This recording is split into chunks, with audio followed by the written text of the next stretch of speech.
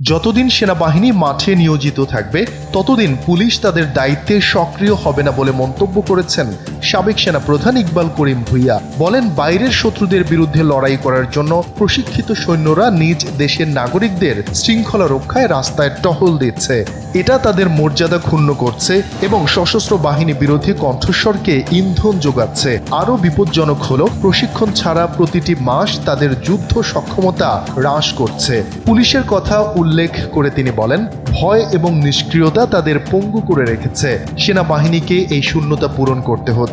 সেনাবাহিনীর জওয়ানরা যতক্ষণ পুলিশের কাজে নিয়োজিত থাকবে ততক্ষণ পুলিশ তাদের দায়িত্ব পালনে সক্রিয় হবে না। তাই দ্রুত সেনাবাহিনীকে ব্যারাকে ফিরিয়ে নেয়ার পরামর্শ দেন তিনি।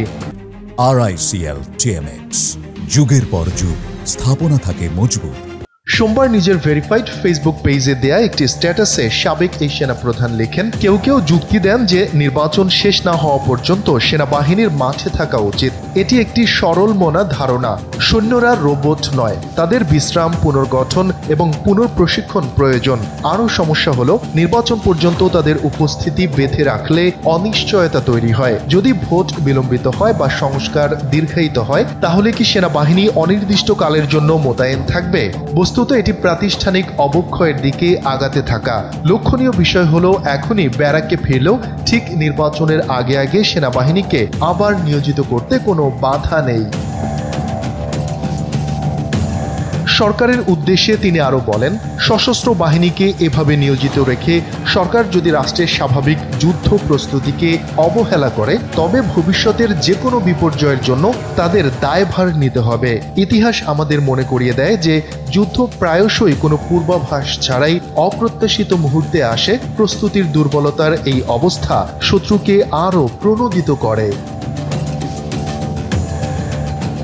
স্ট্যাটাসে শেষ অংশে তিনি আরো বলেন, রাষ্ট্রের সার্বভৌমত্ব নিয়ে বাংলাদেশ জুয়া খেলতে পারে না। সশস্ত্র বাহিনী বর্তমানে একমাত্র কার্যকর জাতীয় প্রতিষ্ঠান। ঠিক এই কারণেই তাদের রক্ষা করতে হবে। সেনাবাহিনীর মর্ম ও দক্ষতা বিনাশী পুলিশি দায়িত্ব এবং অভ্যন্তরীণ সংকটে ব্যবহার করে তাদের একটি ভোঁতা হাতিয়ারে পরিণত করা উচিত নয়, যা এমনকি তাদের বিতর্কিত করে তোলে।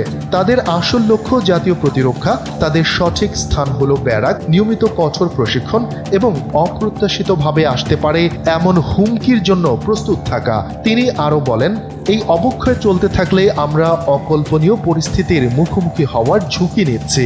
একটি দেশ যার শেষ প্রতিরক্ষার দেয়াল নেই, খুব দেরি হওয়ার আগেই অন্তর্বর্তী সরকারকে সিদ্ধান্ত গ্রহণ করতে হবে।